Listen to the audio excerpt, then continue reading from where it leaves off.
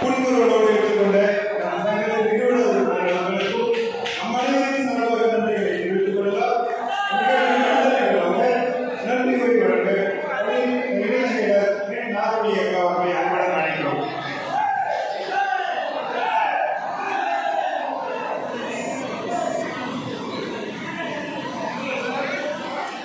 அனைவருக்கும் வணக்கம்.